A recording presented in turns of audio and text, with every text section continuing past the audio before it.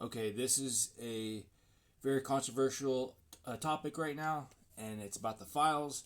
Everybody need to not forget about them. I know there's a lot that's going on in the world, but in my personal opinion, all this stuff is going on at this time for a reason to distract everybody, because this could really, if it's true, if it's accurate, because that's the big question mark here. I don't know if it is or if it isn't, but we shouldn't ignore it, and we should actually have a dialogue about these topics, and they should be discussed, because if they are true, there needs to be some type of accountability. My name is William Sasha Riley. I was born Manuel Sasha Barros, but my legal name is William Sasha Riley at this time. Okay, tell me everything that you've been wanting to say.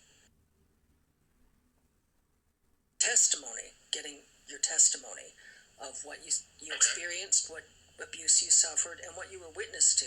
I am for whatever puts a light on this, because in my mind, the powers that be are already aware of my position on it and aware that I have spoken up. And, Yeah. the more light that is shed on there, I don't think that I'm incurring more risk, except for some maybe lunatic that wants to be a soldier for Donald Trump. I don't mind whatever would bring a little bit more light to this, particularly this stuff, if we can get some of this stuff verified. And I know that me speaking up is one thing, but then the verification process, Yeah. is important too. I am confident that it's there, because somebody that I served with in the Army got put out of the Army. My chain of command talked to me, and they said, hey, some of these images, some of the films or whatever that he had looked just like you. And that was the first time I think I had ever talked to anybody about having done those films. And I told them, yes, when I was a child, I had to do those things. My name is William Sasha Riley. I was born Manuel Sasha Barber. So just recently, I would say this last year and a half, 2 years, I started going down the rabbit hole of the files. I didn't really believe them. I just thought it was a smear campaign trying to stop people's, like their political careers. I really didn't put too much faith into it until later on. For some reason, I started to dig deeper and to see that there was some truth behind it. And now, with everything that's happening, Trump, his whole campaign was, I'm going to release the files. And that's, I thought was a good thing, And now, once he gets in office, he does everything he says but do that. So that's very suspect. And yeah. So I'm still on the fence. I think if it's true, it definitely needs to be looked into. People need to have a dialogue about it, and it needs to be taken seriously. But if it's not true, it needs to be looked at, and just all the evidence needs to come out so we can move on from this. But just to ignore it, that's not the way to handle it. And I think everybody needs to look into who Sasha Riley is. This video is going to be for the people that don't believe Sasha Riley, and for whatever reason need more to consider this victim's story credible. So this is something that Sasha posted themselves, which Sasha uses they, them pronouns, so I will be referring to them accordingly. But this is what Sasha posted on Facebook. And not recently either. Over 4 years ago. So for the people saying, oh, why now? Why just now? It's not just now. We're only listening just now. So please remember that. Anyway, here's the stuff you can go and dig into. 1, Donald's medical records, which, right at the top there, right? That's why he never will release these, or his tax records. Number 2, my medical records. 3, CPS involvement in Texas, Tennessee, and Alabama. Great, so 3 states knew, and did nothing. 4, the lady at the shoe store. Number 5, our neighbor in New Brockton, Alabama. 6, a polygraph given to me at a behavioral health hospital in Alabama. 7, I'll take another polygraph. 8, there was heroin in my system when CPS got involved in Alabama, which that incident is a story in and of itself that I won't cover here, but let me know if you want to know what was done. Number 9, multiple police investigations in Texas, Tennessee, Alabama, and Florida. Oh, a 4th state. Great. All red states, by the way. Number 10, witnesses after my dad tried to facilitate the accidents to kill me. Number 11, our neighbors from the duplex in Enterprise, Alabama. Number 12, I went to 9 different schools, some of which had records of incidents and requested police involvement and CPS intervention themselves. So now schools knew too, and nothing was done. Number 13, the pornography itself that still exists and is being... I mean, all this stuff really seems wild. It seems like it's unbelievable. But if it's true, like what has been happening this whole time? We've been lied to dramatically, and there's something really going on. Like, they're trying to do something to our country. You know, like, the guy was an agent of a different, you know, like, foreign, you know, like, country. That's what everybody really suspects, that he was an agent from a different foreign country getting dirt on all of our politicians so they can control them. Circulated, I'm sure. Number 14, the FBI investigation into that pornography. Number 15, my dad got a speeding ticket on our way to bury Sammy, which is referring to Samantha, who was another trafficking victim, child, who would do things with Sasha for filming purposes before someone came in and shot and killed her in front of Sasha. And then I guess they got rid of her. So yeah, for the people that need more evidence, first of all, I want to say, a victim testimony is evidence. Another thing I want to say is, yes, the truth and proving the truth matters. Of course. But if a victim, a survivor, is sharing what happened to them, and your approach, your vibe is, well, I just don't really have enough to believe it, you're not a good person. And I'm sorry if that's tough to hear. But you're not. You're not. We need proof. Anyway, like I started this video, to have solid go proof, ahead and start but digging, it needs to have I a guess. dialogue. You can We need to have a find dialogue. It needs to be a thing. more Because smokier you can't just smoking sweep this gun. under the rug. But yeah, like That's the other not information on this, please cool. comment your thoughts. Pump this into the If algorithm. these, Get this in front of everyone. And yes, it's horrendous. it's got to be looked into. We need to have a dialogue about it. We need to really look at the facts, and it needs to be a big issue and not just to be swept underneath the rug. It is horrendous to listen to read, and then to have in your brain for the rest of your life. Now, real quickly, imagine going through it instead of just having to read it or hear it. And then imagine having to watch the person that did this to you be the president of the United States, not once, but 2 times. Because enough of your fellow Americans, which not sure if we can call them that anymore, right? Support him. And like I always say, you're either too dumb to see it, to literally understand it, what's happening to all of us right now. That's what I have a problem with. That's what I have a problem with, because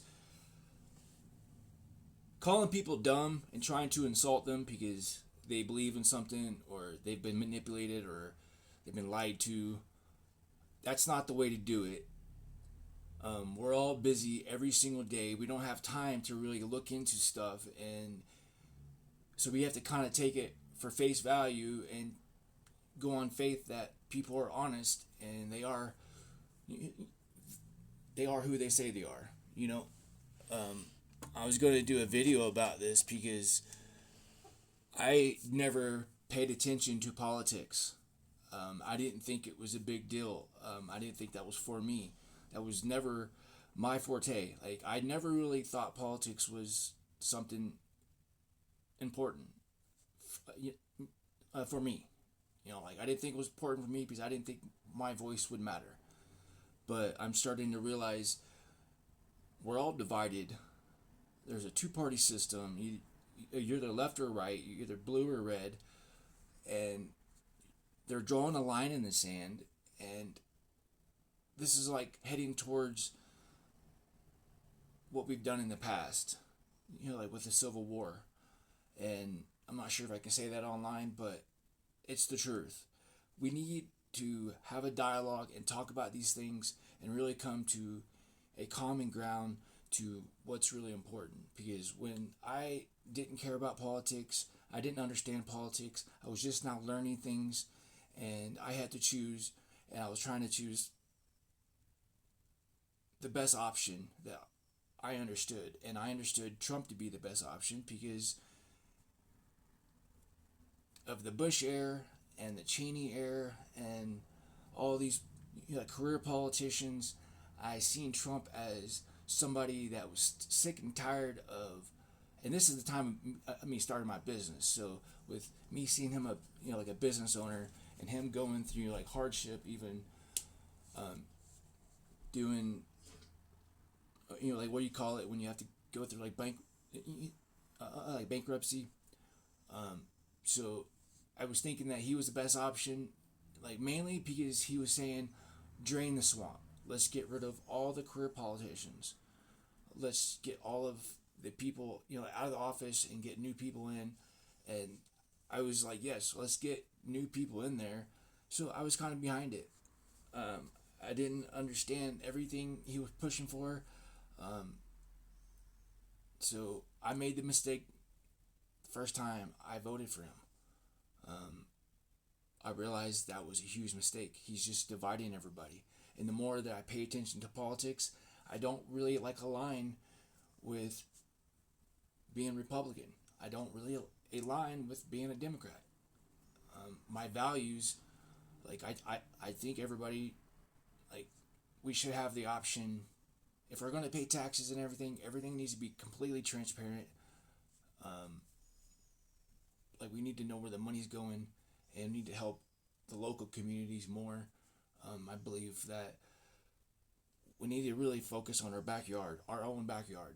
We need to think what's happening across the country. We need to put focusing on in our own backyard, and if it doesn't affect you, directly, then let that district or that territory take care of it, or that state. I really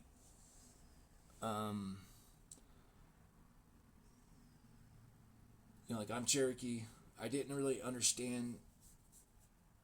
I started learning more about my heritage and about our history, Cherokee history. I started understanding more about history in general and the Constitution, and definitely times have changed since the time of the 1700s. I believe in individual freedom and sovereignty, and I believe that everybody has the right to do what they want to do with their own lives, and if that's doing what you want to do, as long as it's not affecting anybody else. It's kind of where I stand. So I don't really think that we should have. I think the newer generations need to start coming together to create a new party. There needs to be a new party. We don't need left. We don't need right. We need to have like common ground, and things need to be really like I'm sorry, like I stutter sometimes, but like reevaluated, and I think it's education. I think it's medical. I think what's really important is having like term limits on the Senate or the Congress. Like whatever that may be. Like 4 to 6 years sounds like reasonable. Like what we currently got right now is not. That's not helping. Keeping people in office forever is. That's why the presidents have a term limit. You don't keep him forever. Like why would you do that for Congress? People that makes the laws keep things the way they are. That's why. And you get the right people in office, they can keep things the way they are. So, with all that said, there's a lot of people that's running this country, and they want to keep things the way they are because they are good. They're good. They have a good life, like for themselves. They have a good life for their family and their descendants. So they don't want to change things to where it's gonna hurt them. I think everybody needs to really come together and see what's really important and start learning more about politics and start getting more involved. Start to contribute more with voting. I've only voted once, and I'm 41 years old, and a lot of that is I didn't really say this earlier. I was trying to get to this point. We're all stuck in this rat race. We're all stuck in the same boat, and we're distracted on a daily basis. So, education, like knowledge is power. And if you don't know, then you're just going to be like a pawn in the game. Like, you're going to be used, and I think everybody needs to have their own individual like freedom and sovereignty, and they need to contribute to society. And I don't know, that's kind of where I stand. I don't think that, I think the federal government has gotten too big, and it wasn't really intended to get as big as it has. And I believe there's a lot of people that are stuck in this rat race, and they're distracted on a daily basis, and they don't really know a whole lot about history. They don't know a whole lot about how the system works with the whole political atmosphere. They don't understand money. They don't understand how we're being controlled by our dollar that we earn, and they control the whole gamut, the whole board, including the food that you eat, the housing that you live in, the amount that you get.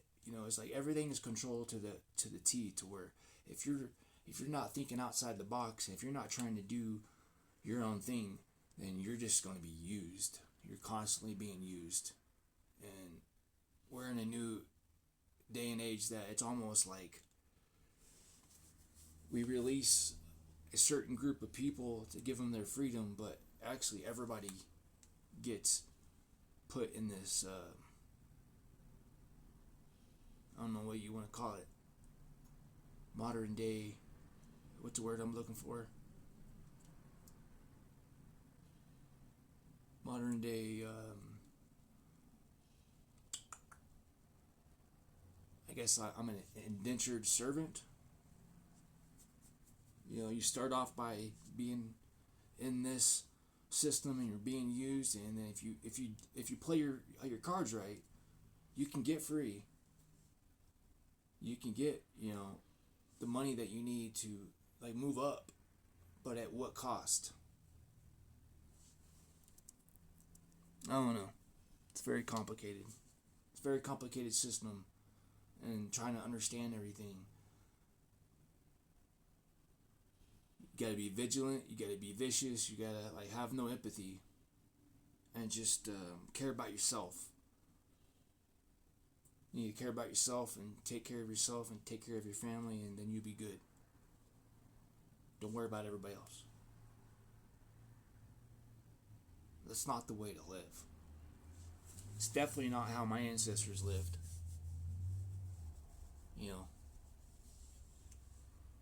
It's very different. But that's a whole other topic.